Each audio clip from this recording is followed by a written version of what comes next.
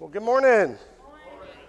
We getting a little bit of a late start, trying to avoid that, but this morning there's a lot of moving pieces with food and all the things that are going on today. Of course, it is our Friends and Family Day. We anticipate having a lot of visitors, excuse me, especially at the 10:30 hour. We're really glad that you're here with us for our Bible study, and appreciate you taking the time to be with us. In just a minute, Barry is going to lead us in a song, and then we'll have a word of prayer. Just kind of be aware, so after morning service, as we typically do, we'll have a meal together. Looking forward to that. I know there's a lot of folks back there working on that and getting it ready. And then after lunch, we'll have a singing service. We're looking forward to that. So song leaders, and even if you don't consider yourself a song leader, if you'd like to lead one, please let us know. We'll sing together. And then after that, we'll be dismissed for the day. But we are going to be taking a group down to Jasper to support their meeting. And that starts at 4:30, so the van will leave here around 4 o'clock if you want to ride. If you do want to ride, let us know. If we don't hear from anybody, everybody will just drive individually. But if you're interested in catching a ride on the van, please let us know. Then, of course, our revival is at 6:30 every night this week. We're really, really excited about that. Tomorrow is going to be a special treat. Joshua Cantrell, who is another Phoenix City, Alabama boy, and will do a great job. And he's the minister at the Avondale Church. I've known him his whole life. I'm looking forward to hearing Josh speak. Then on Tuesday night, we'll have John Podine from Calhoun with us, who many of you know. And then Wednesday night, Kyle Rye from down at Buford will close us out. So we're looking forward to that meeting this week. Next week, we're going to have, on the 5th, a couple things going on. There's going to be a youth picnic and a hike with some outside activities, and there's more information in the bulletin about that. You can see Josh or Miranda with any questions. Then also next Sunday, we're going to have an informational meeting at 5 o'clock regarding a potential mission trip to Africa. So if you are remotely interested in that, please come, and we'll bat some information and ideas around and see if that's something feasible for us to do in the summer of 2025.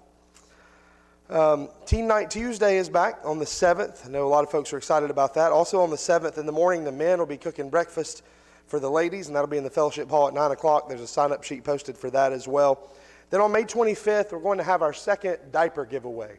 And so please be promoting that. If you know anybody at the schools or especially like daycares or people that work with young kids or families that have young kids, this is an opportunity for two things to happen. One is for us to help folks that need it, because I don't know the last time you've looked at the cost of diapers and wipes, but I wish that I had invested in Pampers when I was a young man, because they are outrageous, and I know there's some families that could definitely use help with that. And so we give us an opportunity to help people and to get to know them and to make some contacts. So that's on the 25th from 10 to noon.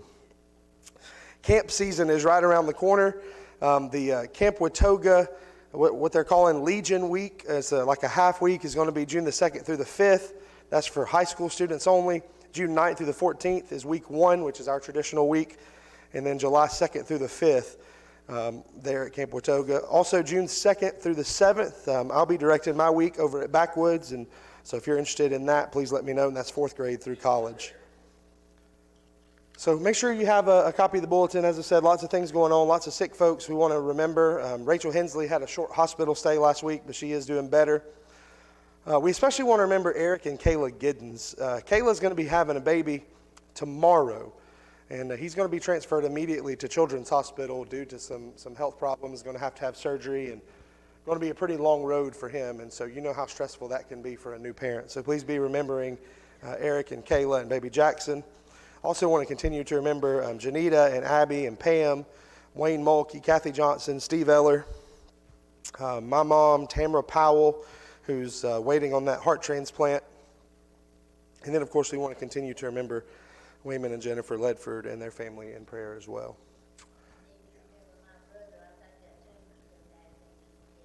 Okay. Okay. Anybody else we need to mention? Okay, well, let's pray together, and then Barry will lead us in a song. Lord, we thank you for this day, for our opportunity just to be here and be together. We look up and down our prayer list today, Lord, and we're overwhelmed by sickness and struggle. And we want to lift these people up to you by name, Rachel Hensley, as she continues with her treatments. And we're thankful for some good news last week, but we know also she had to go to the hospital, and we just pray that you continue to be with her. We ask a special prayer for Eric and Kayla and baby Jackson tomorrow and in the days ahead, that the doctors can do what's right for them. We ask for continued prayers for Wayman and Jennifer and their family, and especially for Alyssa. We just pray that you bless them. We continue to lift up Janita as she recovers from surgery, and Abby as she waits on scan results, and Pam as the doctors continue to work with her medicine, Wayne Mulkey with his health problems, at Kathy Johnson and Scotty Dobbs.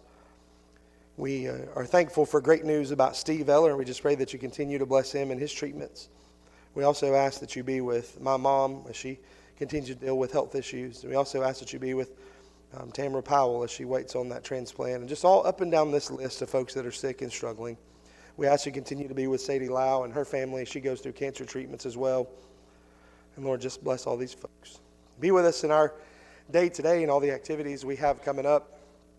Sometimes for us it's easy to get lost in the shuffle of what's going on in our lives, and we know that this is the most important place we can ever be, and this is the most important thing we can ever do, and that's be together to worship you. And we're thankful for that opportunity today. And it's through Jesus we pray. Amen. Mary.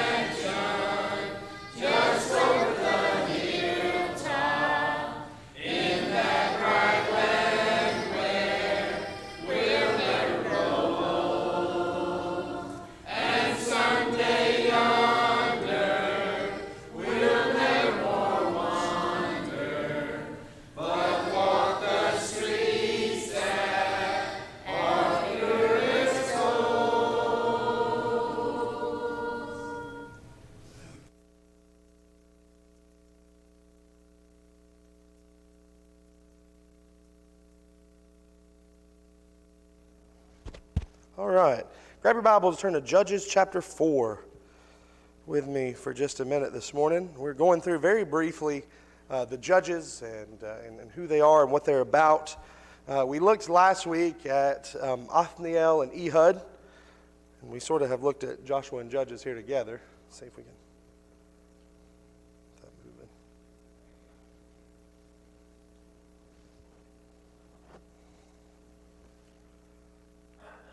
There we go.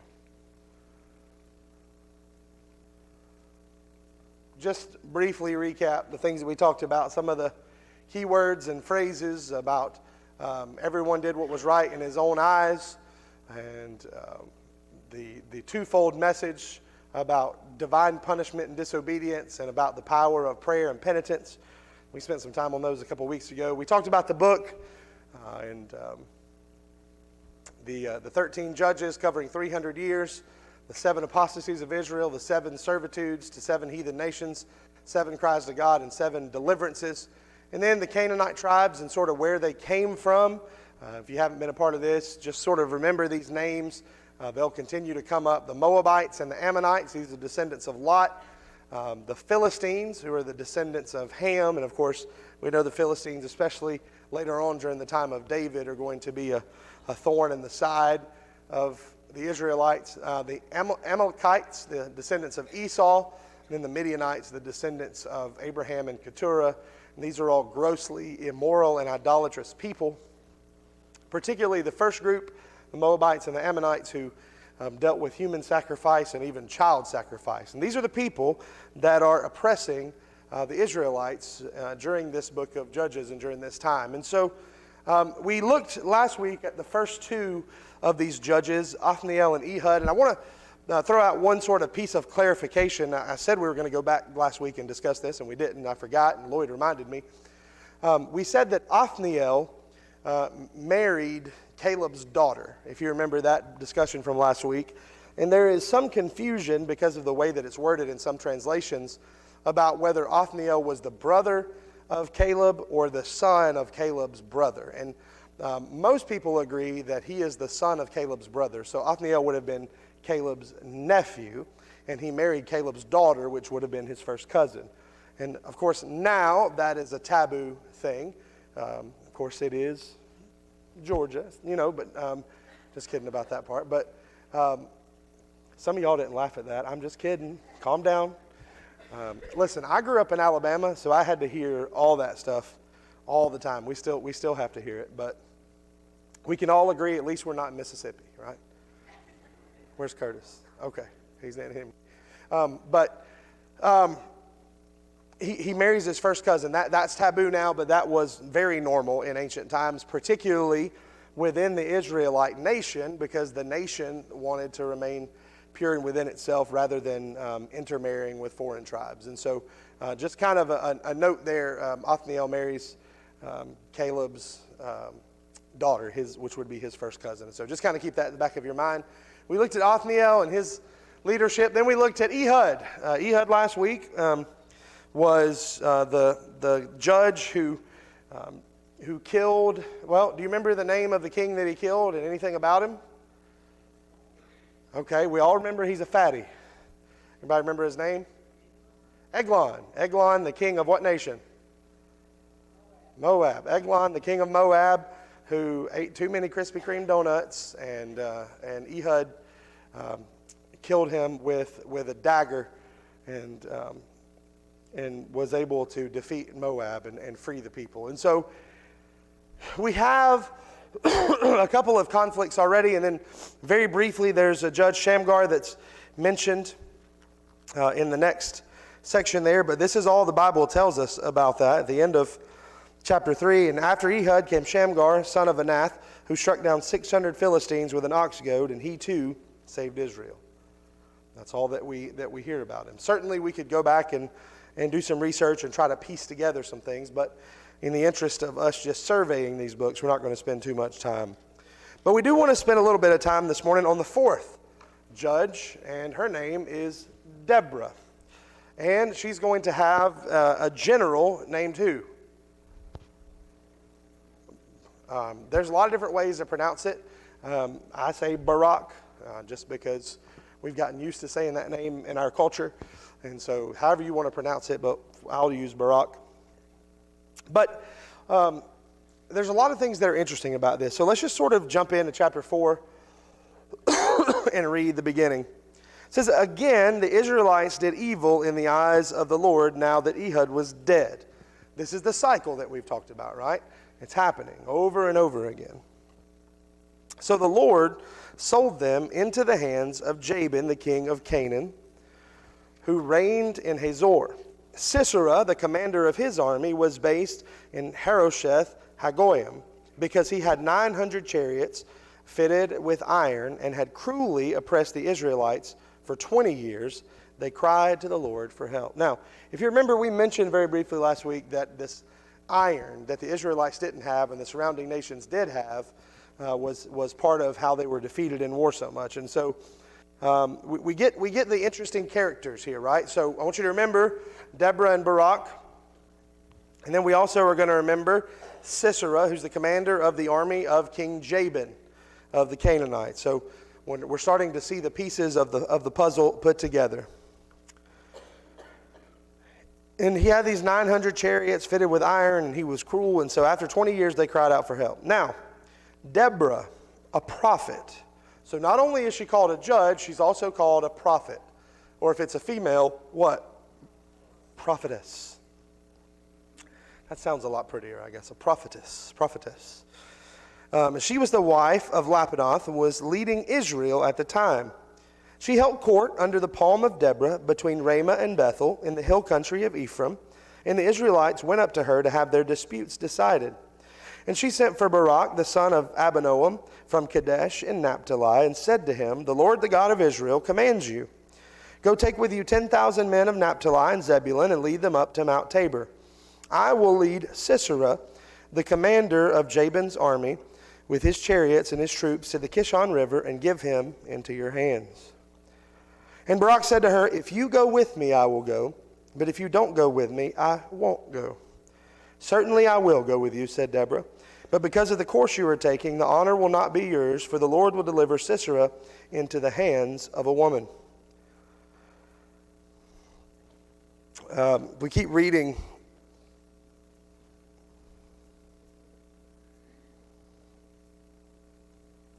Then, verse 14. Then Deborah said to Barak, "Go, this is the day the Lord has given Sisera into your hands. Has not the Lord gone ahead of you?" So Barak went down to Mount Tabor with 10,000 men following him. At Barak's advance, the Lord routed Sisera and all his chariots and army by the sword, and Sisera got down from his chariot and fled on foot. Barak pursued the chariots and army as far as Harosheth Hagoyim, and all Sisera's troops fell by the sword. Not a man was left. I thought that was an interesting addition there. Not a man was left. Sisera, meanwhile, fled on foot to the tent of Jael, the wife of Heber the Kenite, because there was an alliance between Jabin, king of Hazor, and the family of Heber the Kenite. And Jael went out to meet Sisera and said to him, "Come, my lord, come right in, don't be afraid." So he entered her tent, and she covered him with a blanket. "I'm thirsty," he said. "Please give me some water." She opened a skin of milk, gave him a drink, and covered him up. "Stand in the doorway of the tent," he told her. "If someone comes by and asks you, 'Is anyone there?' say no."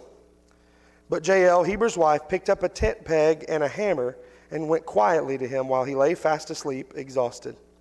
She drove the peg through his temple into the ground, and he died. That last phrase is probably unnecessary, right? If you drive a tent peg through somebody's temple all the way into the ground, he died is sort of an afterthought, but yeah. And just then Barak came by in pursuit of Sisera, and Jael went out to meet him. "Come," she said, "I will show you the man you're looking for." So he went in with her, and there lay Sisera dead with the tent peg through his temple. And on that day God subdued Jabin the king of Canaan before the Israelites, and the hand of the Israelites pressed harder and harder against Jabin king of Canaan until they destroyed him. Okay, so lots of interesting things going on here. The headline of this story has to be, "Woman drives tent peg through the skull of General Sisera." That's got to be the headline, right? This is two pretty violent stories we've seen in a row. We're talking about Ehud and the stabbing of the dagger into the belly of Eglon, king of Moab, and here the driving of the tent peg through the Canaanite general's temple. Why are we seeing such blood and gore in this period? Why is this happening? Because the people are so bad? Okay, I mean, for a lack of a better explanation, because of the hearts of the people. Not only are these Canaanites and all these people that dwell in the land, are they immoral and idolatrous, but they're just plain evil. And the Israelites, it says that everyone is doing what's right in their own eyes, and so you have this convergence of selfishness and of the nature of humans, and it's sort of it's just ugliness, right? I don't know if you've ever watched. I see you, James. We're coming in just a second. I don't know if you've ever watched any movies that are apocalyptic. You might ever watch any apocalyptic movies? What are some famous ones you think of? Okay, Mad Max, right? Mad Max, Mel Gibson's sort of first foray into movies in the early 80s, I guess. And what was you might remember the storyline of Mad Max? Yeah, post-nuclear war. And what was the big commodity that they were all after? Gasoline, fuel, right? And first off, I don't know why in this particular apocalypse everybody wore leather. I don't know about that, but it was it was a look at how vicious humans could be if they were fighting over one commodity, right? If you have ever seen the TV show The Walking Dead, which was a zombie apocalypse, right? How selfish people could be and how guarded they could be when they were trying to survive.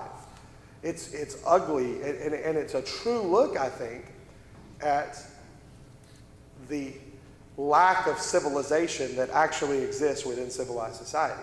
If that society breaks down, people become uncivilized. Well, obviously that's the case here as we look at this period of time, is that when the norms of civilization and of following God break down, it devolves into chaos and violence. James? I was comments on the same vein, that the Judges clearly describes what life is like outside of God. Once God is removed, it's suffering. That's life without God is suffering, whether it's here or hereafter. Yeah, absolutely.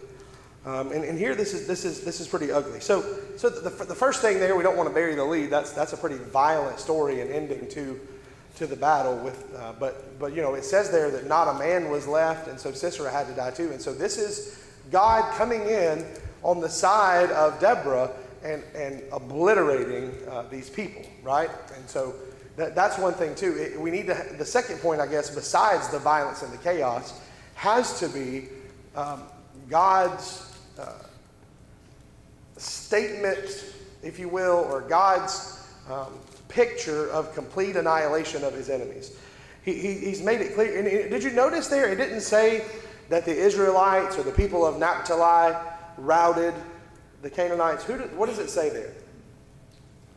Look at verse 15. Somebody read verse 15 for us. This is chapter 4, verse 15.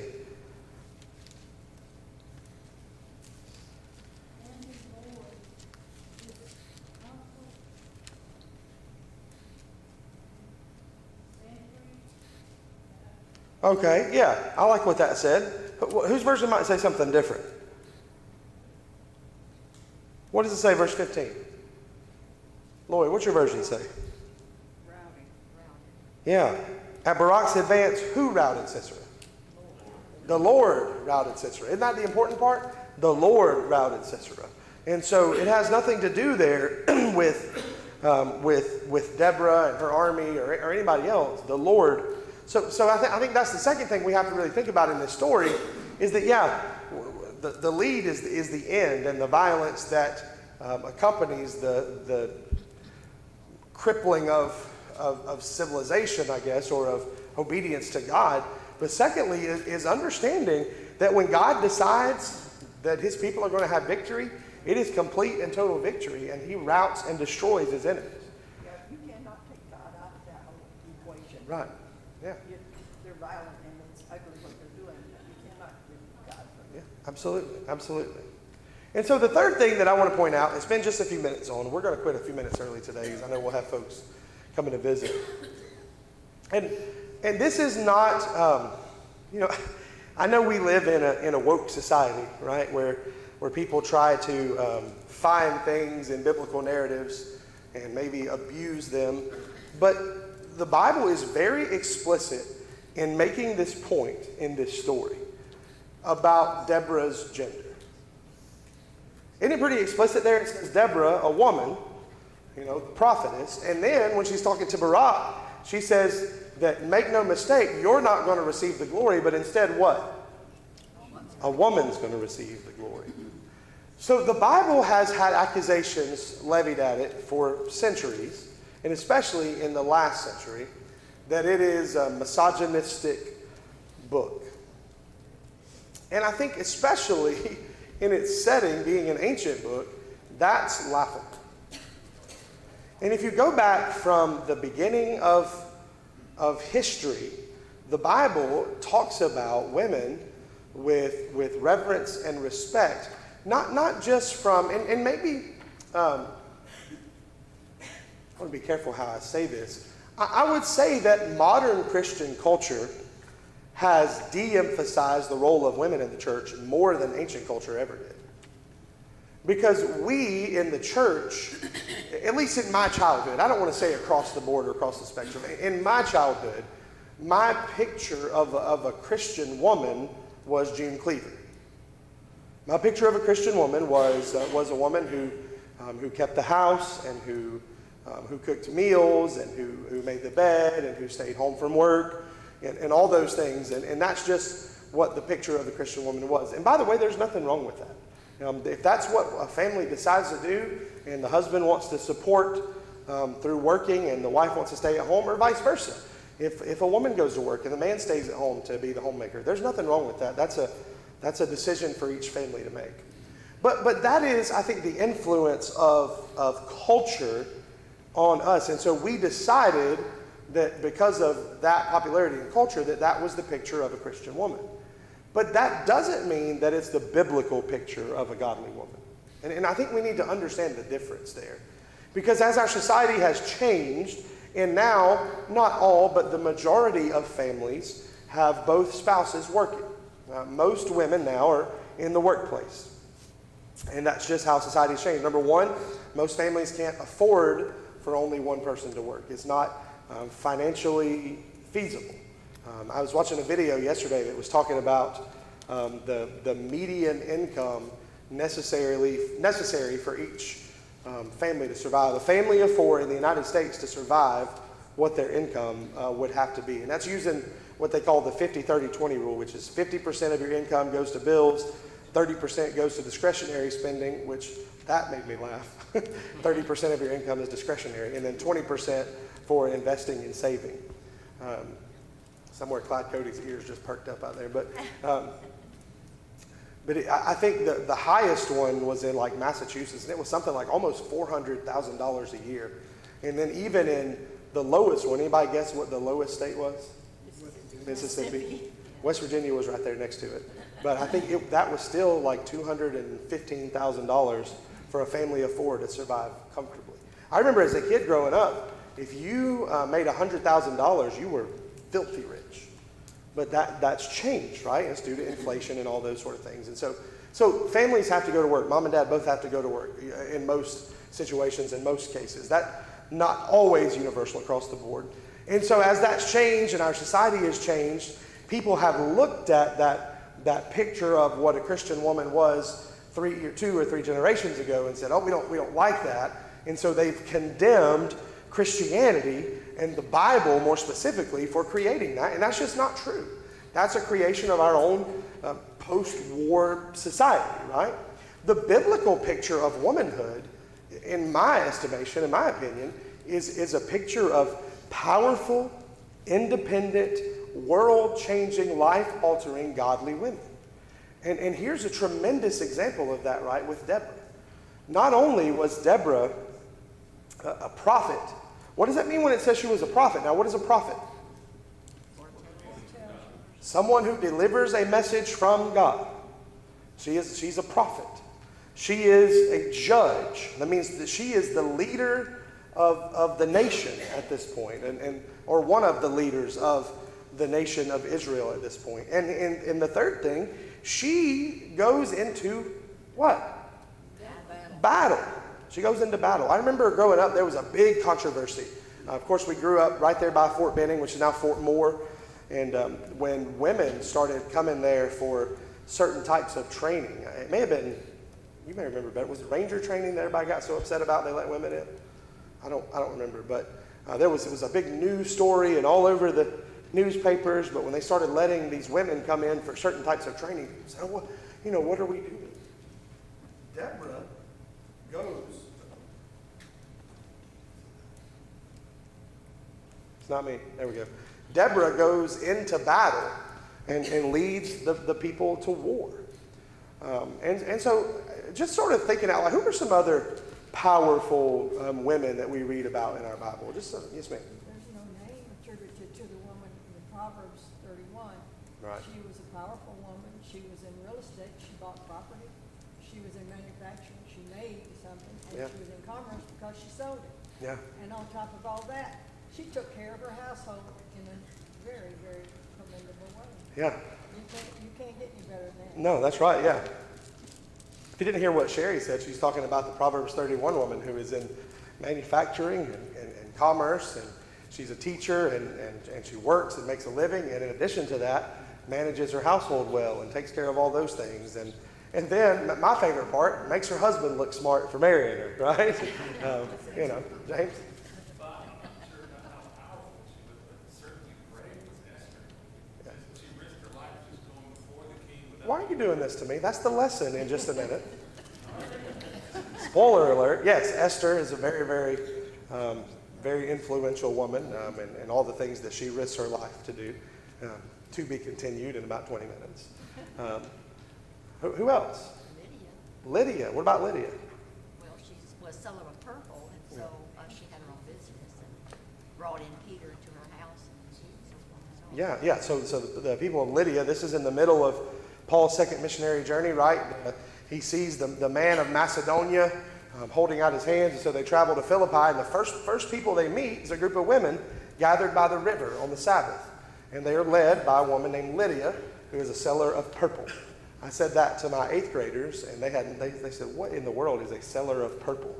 But of course, purple was because of the way it was processed. You might know how they got purple in ancient times, by the way? What's that? I think it was actually snails.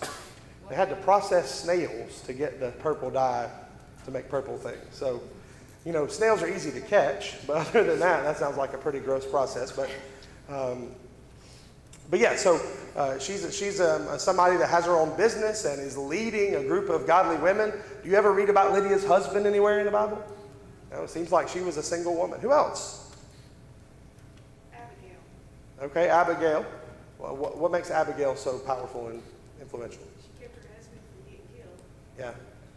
And all women have had to do that from time to time, right? Keep your husband from getting killed, from doing something stupid. Who else? Mary, Jesus' mama. Yeah, Mary, the mother of Jesus. Imagine how strong of a woman she had to be. My favorite phrase about Mary, it says that she hid these things in her heart, that she did them without making a fuss and focused on those things. Who else? Priscilla with her husband Aquila. Yeah, Priscilla and Aquila, it says that they were a ministry team. And so obviously they went around teaching and doing these things. Does that mean that Aquila was a weak man and that Priscilla was usurping his? No, it doesn't mean any of that. It means that they worked together to accomplish things in the kingdom. And any man that's going to accomplish anything in the kingdom is going to have a wife who can help him do that. And vice versa. That's a good point. James. Well, it kind of goes without saying because we're here, but there were millions upon millions of women who gave birth to the nation without the aid of modern medicine. Yeah. That in itself is incredible power. Yeah. That's true. It's a good point. Eve, she was strong enough to turn animals. Yeah. Listen, lest we ever doubt the influence of a woman, it was Eve who convinced her husband to partake of the fruit. And all people said, oh, that Eve. No, that means that she was influential and yielded influence over her husband. Daniel? The women that followed Jesus, Yeah. apostles, that was dangerous, but then they also, with their money, took care of it. Yeah, absolutely. Financially supported the work in the ministry. And by the way, when Jesus needed a place to go and rest and relax, whose house did he go to? Yeah, Mary and Martha and Lazarus. That was home.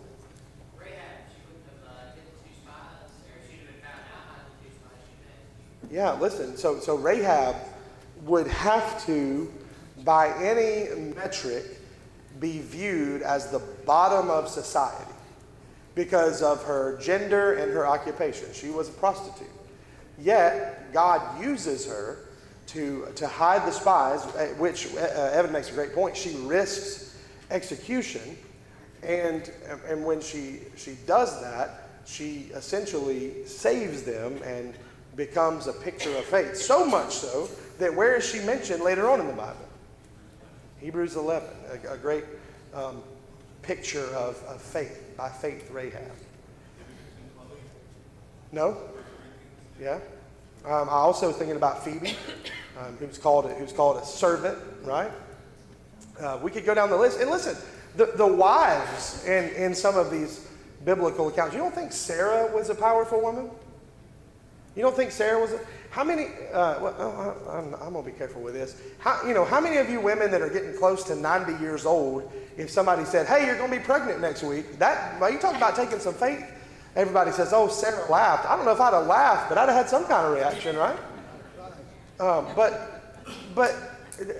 The faith of some of these people that to trust God. And so we can continue this a little bit next week, but let's make no mistake about this. Anything that looks at the Bible as being negative or misogynistic towards women is a misunderstanding and a perversion of what the Bible actually has to say about what God thinks of women. And so we'll continue a little bit of that next week, and we're going to quit here about 5 minutes early, and then we'll jump into the story of Gideon. It's a tragic tale of a coward becoming courageous, but unfortunately, it's also a tragic tale of what happens when that courage is lost and turns over to idolatry. And so we'll look at Gideon a little bit next week, and we'll try to jump into Jephthah and Samson and finish that up in the next week or so and move on to one of my favorite books of the Bible, the book of Ruth. All right, questions or comments? All right, thank you for your attention. We'll dismiss, and we will start back in about 20 minutes.